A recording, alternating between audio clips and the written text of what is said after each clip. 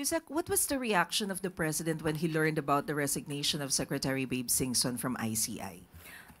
Napag-alaman naman din po na dahil sa kanyang concern sa kalusugan, ay nagpasabi na po siya na sa kanyang pagbibitiw at dahil nga po magaling po ang si Secretary Babe Singson, pinakiusapan po sa pamamagitan po ni Sec Vince na kung maaari pa ay manatili pa siya.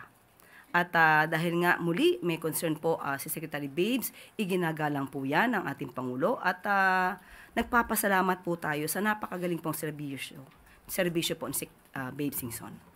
I think, ma'am, one of his concerns ay yung funding for the ICI kasi ang na-mention niya, yung 41 million pesos na supposedly funds for ICI, sa dyaryo lang siya pero hindi talaga nakarating sa kanila.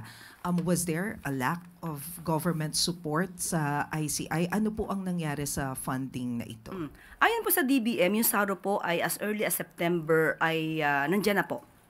Ang natatangi lamang po siguro nagkaroon ng konting delay ay yung pag-implement po or pagsasagawa po ng MDC at yung modified disbursement system. At ngayon po ay maitatanong po natin, yung pondo po ay nasa kanila na.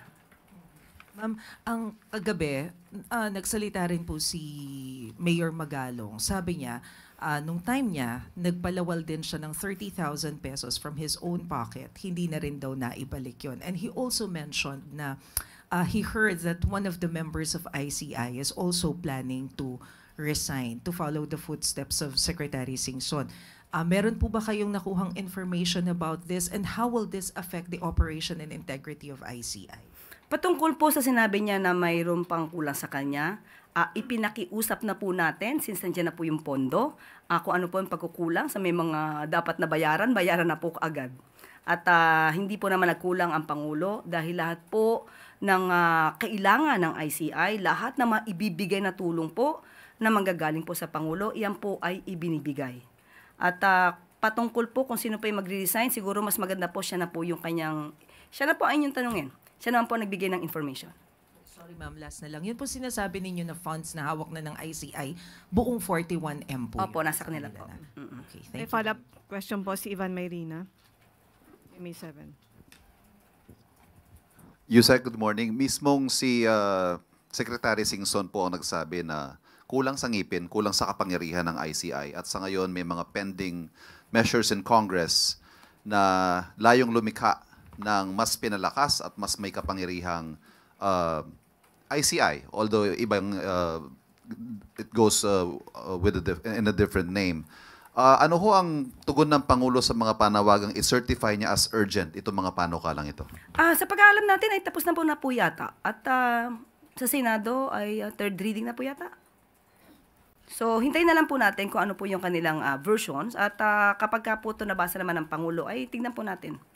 Pero does he Babasahin support, po. does the President support the idea na kailangan natin ng mas malakas, mas makapangyarihang entity that will investigate corruption in infrastructure projects? Ang lahat naman po ng institusyon na mayroon pong power to investigate, lahat po dapat ay malakas.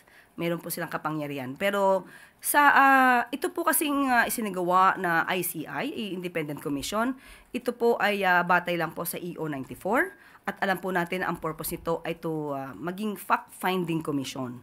Hindi po para magbigay ng penalty sa hindi a-attend. At ito po ay tulong lamang makapag-concentrate para maimbestigahan, makapag-gather ng documents, facts, data para po matulungan yung ombudsman o yung DOJ. So, yun po talaga ang pinaka-purpose ng ICI. Ma'am, kanina po sa panayam sa isa sa aming programa, sinabi ni Ombudsman Remulla na ang direksyon po ay bubuwagin na rin ang ICI at ang Ombudsman na ang magte-take charge. Do you have any information to that effect?